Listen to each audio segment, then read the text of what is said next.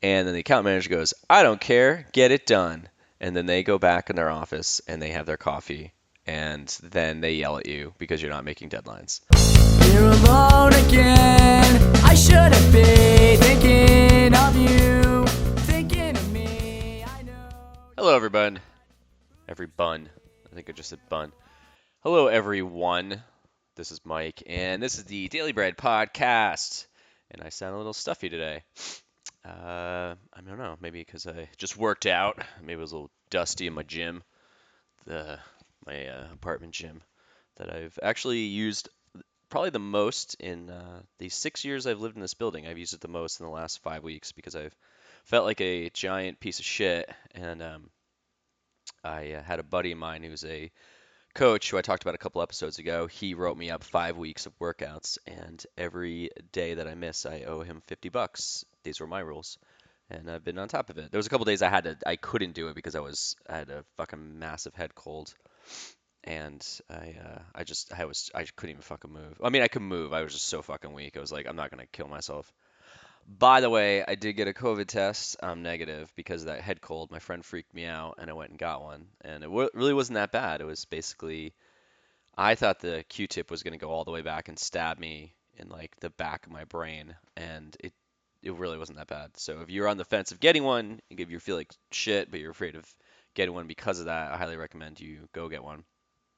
It's kind of like I will get to the topic, which today is going to be why I work for myself, and I just thought of this right before I hit record because I have a list of things I usually talk about, or I write a list during the week of things I think I want to talk about, and I was trying to match it with the way my week's going, and sometimes if I'm talking about a song that I wrote, it doesn't really match the week I'm having, and so today I just quickly was like, I think I'll talk about why I don't want to work for anyone. It just kind of popped in my brain, and I don't have anything set up. I'm just going to talk and figure out myself. But the COVID thing, I was driving up to this line, to the car line, to the drive-through, I guess as they say, to get it done, and I was so nervous about having this thing because it's like you overblow how painful or uncomfortable something's going to be like. It's like I've got about I think 6 tattoos, and the first time I went to go get one, I was so dreading it, and I mean, it fucking hurt. I got on the inside of my arm, and it was painful. But every time I go to one, the anticipation is always the worst. Going through it never is as it's like you're in it, so you have to just kind of just your body and your brain just deal with something on the moment to try to make it as comfortable as not as awful as you think. So yeah, the COVID test, you should get one if you feel like shit. And you shouldn't feel afraid of the Q-tip going up and stabbing you in the brain. But yeah, today I'm going to talk about why I work for myself. And again, I don't know how I'm going to structure this, but I think I'm just going to talk about little milestones in my life. But I think the main reason the underlying reason is that I don't like anyone telling me what to do, or I don't like working for a company and feeling held captive, I guess, or my day is held captive. Um, I did work for when I started freelancing. I'm kind of jumping around, but when I did start freelancing full time, I was on site at a company for about 4 years, which technically makes it sound like I was a full-time employee, but it wasn't because I would work 5 days a week and I could show up and leave whenever the fuck I wanted to. But I would work from about 9 to 4 and I would leave around 4 o'clock and drive. But I was getting paid by the hour and I was just making fucking ridiculous money. It was insane. But I just remember being in meetings and I was an anime I am an animator, but I was animating through Flash for these details for doctors, and I remember just like, and I love the people that I worked with, but the structure was so off because there's these different departments, and all the departments seemed like it was us versus them versus us, each department versus each other, and it wasn't a team because when it comes down to it, the client, they don't know what they're asking for, or they didn't know what they were asking for. And then they translate that to a department who's the account. And if anyone works in an agency, if anyone's listening, has or does work in an agency, usually account managers are the fucking worst. And I'm sorry if you are one, but you don't know how to push back. you say yes to fucking everything, and it's a nightmare for creatives because to make something happen, it's like kind of imagine if the client says, I'd like this 3-story house built in your construction company. You say, cool. And then the person talking to them is like, great, when do you want that done? And and the client's like, I want it done in a week. And then the account manager goes, sure thing. And then they go and tell all the people designing it and building it, planning it, and they're like, we need this done in a week. And then those people go, that's actually fucking impossible because of, I don't know, science. And then the account manager goes, I don't care, get it done. And then they go back in their office and they have their coffee. And then they yell at you because you're not making deadlines. That's a very harsh way of putting that. I've actually worked with some really good account managers, but that was my feeling when I was working with some at this company. And then the people above that, they were busy selling. And after I left, I definitely had a way better visualization of what it's like to run the show because now I work for myself. So I'm wearing every hat. I am every department. And when you become that, you start seeing like oh, this is like when I'm doing everything, I can respect the people at the top who are trying to juggle this shit because business owners and your bosses and your CEOs, they can pretend like they know what they're doing and they're trying really hard and they have experience to know enough of what they're doing, but you think they have it all under control and they're showing up at work being sometimes like, I don't I don't have this 100% locked down, but I have 10 or 100 or thousands of employees underneath me and I have to deal with their bullshit and we have to have deadlines to have a business to keep the lights on. But they're bitching about everything because the coffee machine isn't working that well. But they don't realize that if the company is going down because they're not doing their part, then they're not gonna have a fucking paycheck. So when you show up to work, you should try to figure that out. And I understand that. This is kind of going against why I work for myself. But I still, in that position, if I was working for a business, I would try to bring that to the table that I know, like, all right, like we have to work together and like, what's our goal of doing this and how do we all communicate and how are we on the same team? And I just don't have the fucking energy for that shit. And I just don't like, and I think the held captive thing is if I don't like knowing that from 9 in the morning till 5 o'clock at night or whatever the work hours are these days, that you have to be sitting at a fucking desk or, before all this you had to be, but even now you have to be on call for Zoom, like a Zoom meeting or whatever they are. And that just stresses me out. I like my fucking freedom, and I think that's the point of why I worked for myself for so long. Back in high school, I remember graduating, and I was so excited to get the fuck out of high school. And I did. I think what triggered this conversation, as I wrote down in my list of things to talk about in the future, was that I want to talk about what my high school life was like and my middle school life was like. It kind of made me who I am today, my personality, I guess, or the things that I do. So this led to when I graduated high school, I want to get the fuck out of there. I remember graduation day. I took my cap and gown, gave it to, I can visualize this. I gave it to whoever was collecting them, said goodbye to my friends, got in my Volvo, and I was driving. I think I went up Weldon Road in Jefferson to go to my friend Chris's house or get a bagel or something, whatever. I just like left and started driving. And I'm driving away from my high school going, I'm so fucking happy that I'm done with that shit. Because then it was just a wide open possibility of whatever the hell I can do. And at that time I was in a band, so I decided to do about 2 semesters of college. Halfway through the second semester, decided that me and my buddy Chris at Taco Bell decided that we wanted to go on tour. So I then told my mom, I'm like, I'm not going back to college. She got very upset, but I mean, it was just her and my dad would just burned tens of thousands of dollars on me not knowing what the hell I wanted to do. So I ended up just not going to college and doing the van or doing the band thing, getting in a van and traveling around the country. And it was just that was freedom. And then when that was over, I had to figure out what I was going to do. So when I was 21, going on to 22, got a job as a waiter living out in California. And I hated that because again, I was under authority. I don't like authority. Unless I'm working with clients, then there's a respect there because it's just something different because you're talking directly to the client. But like being under the leadership of someone, especially when you don't understand, like now, like I said, being on my own and knowing how to run my own thing, I can have I can look back and respect the people that were the in the leadership positions, like the managers and the not CEOs, whoever was what the fuck, like operation partners. They were because I was working at PF Chang's at one of the restaurants. This guy Jeff, he was one of the OPs. He was fucking great. I love this guy. He was like a football coach and was just no bullshit, and I just respected the hell out of him. He was tough as fuck, but if you got that, he got that, you got that, and he liked you. And he was like rooting for you, but he was just like he would talk to you like you were a dumbass.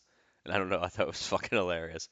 He was probably one of my favorite bosses ever. It was like my favorite teacher in high school was Mr. Rutch. He was the toughest teacher, and I loved it. I loved his class so much. But everyone else that was above me at that time, they were usually managers, were just glorified waiters who worked for X amount of years and then just got pushed up to a manager. And I was like, you all kind of suck. So I think just doing that and then figuring out graphic design when I went to school and I was working for a company for about a year and a half as an art director and I hated it. I was just like, this sucks. And once I learned about freelance, it was just game on because you make whatever effort you put into it, that's what you're gonna make. And it's not easy by any means. Like I don't know 100%. Like right now, I know where my income is coming in from projects that were signed off, but I couldn't even tell you what my December is gonna look like. And right now it's October 12th, and I have no clue where my money's gonna come in December, which is stressful to me because I definitely need to find some way to productize the animations that I do, which I kind of have done.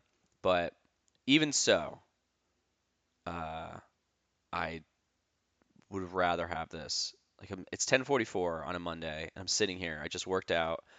I hung out with a special someone last couple days, and today we're gonna hang out again, and I'm very excited about this. But she wanted to do her own thing for a little bit, and I was like, okay, I'm gonna work out and then just start doing some work. But I'm sitting on my couch and just worked out. Haven't even gotten ready for the day. We're gonna go get some coffee and do our own work stuff together because she's remote at the moment. And it's uh it's gonna be kind of cool. And I get to do that because I decided to work for myself. And I don't plan on ever working for anyone ever again. If I did, I would probably have a conversation with them, just be like, look, like let's like not talk the way that you usually talk to new hires. Let's talk about how I understand where you're coming from, and I understand where my part is here. But I think there's a level in leadership where when if they're leading you and saying this is the direction we're going, here's how we need to structure it, this is how we need to get shit done.